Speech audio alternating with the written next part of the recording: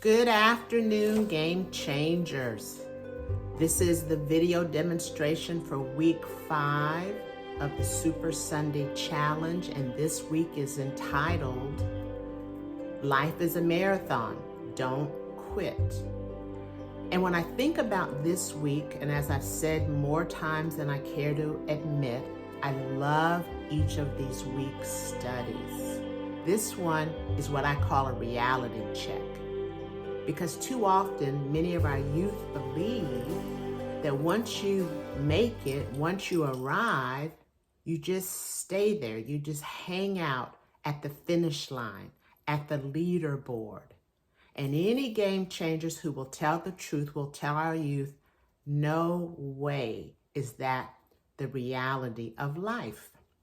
And so today, I want to talk about how do I walk the youth through this last level entitled Life is a Marathon. So as I said, I start with the reality check. That is, just because you get there doesn't mean you'll stay there.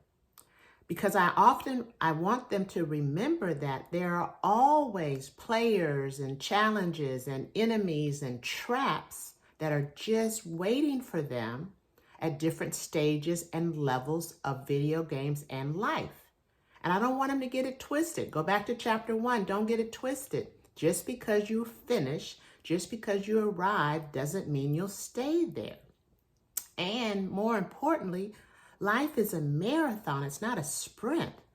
So we have to pace ourselves. We have to prepare. We have to train. We have to get ready to make it to the leaderboard and to cross the finish line. And the players and or the runners must continually apply the lessons they learn. You don't learn the lessons, apply them once, and then walk away from the lessons. You've got to go back to those lessons. You've got to reapply those lessons if you're really going to be successful. So that's how I started. I want them to have that reality check. And then I want to break it down. And I really want them to be able to apply this subject to their lives. And so I give them a handout that has a road on it. And the road has an obvious starting point, but the road also has a perceived finish line. And so I ask them to put on the starting point their date of birth. And then based upon their age, I want them to put another marker that indicates where they are on their marathon run today. And depending on the age, they may put that marker at different places. But I also want them to consider how long they think their marathon race will last. And you'd be surprised at how many youth have different impressions of how long they'll live, how old they'll be when they die. And that in and of itself is a powerful discussion. But I want them to think about that, and I want them to place a finish line in terms of a date on the calendar that depicts how long they think they'll live. And then I want them to step back and look at that and see, given how long I think I'll live, where am I on my marathon?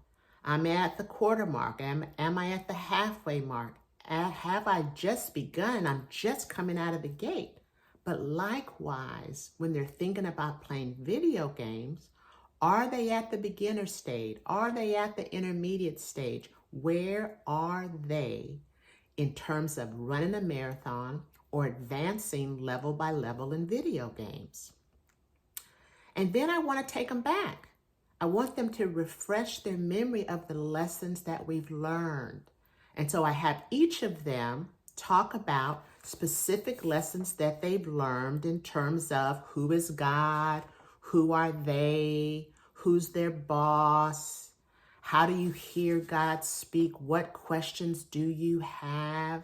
I just want to review. I just want them to recapture some of the information, some of the lessons that we've already gone through.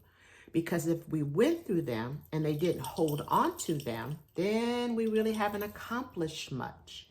But when they can go back and reclaim and recapture those lessons, they can apply them again when circumstances dictate that they use what they've learned.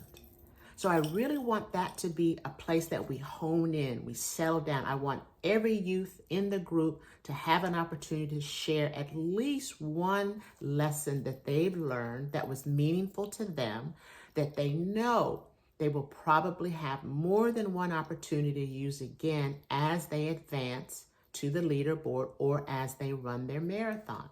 So this section of this week is a section we don't want to rush. We really want to hone in on what have you learned and how will you apply it later on in life.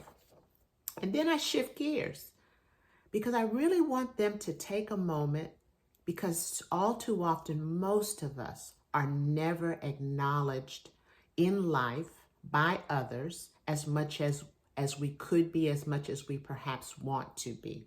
So I give them a moment to acknowledge themselves. I give them a moment to talk about who they are and how they've run and what they love about themselves. And I just want them to literally pat themselves on the back because of what they faced and how they faced it, because so often they don't get a chance to do that, and no one typically encourages them to do that. So again, I have specific prompts to questions that I want them to answer. For example, I'm proud of myself because, and just fill in the blank. Why are you proud of yourself? Give us some examples. Let's process that with you. Because of the masterpiece that I am, that God created, not accidentally, but intentionally, I will fill in the blank. What will you do because you are a masterpiece of God? What will you not only give yourself permission to do, but what will you accomplish? How about complete this statement? I know I'm not a quitter because. We've all had opportunities to quit. We've all had opportunities to throw up our hands and say, I'm done, I give in, I'm finished. And that's often what exploding looks like, is when people throw up their hands, say, I'm done, I quit. And you and I both know there's so many ways that people can explode and quit and throw up their hands. So I want them to feel good about the fact that they could have quit, but they didn't. And they are still here and they're still fighting. And finally, I like to seal this section with, I love me because. Why do they love themselves? What is it about them that makes them able to say, I love me? And if they can't say that, leaders, game changers, I want you to prompt them. I want you to help them be able to look within and find something about themselves that they know they can love, and they can publicly acknowledge that, because you just don't know what a difference that will make in the life of a young person who you touch in this study. And that section takes a few minutes, but that's a powerful section. Self-acknowledgement, validation, self-compassion is important. And then I wrap up week 5 by reminding them what Paul said. I have fought a good fight. I have finished the race. I have kept the faith. Because at the end of the day, that's when God will say to each of us, well done, my good and faithful servant. Because we didn't quit. We kept running.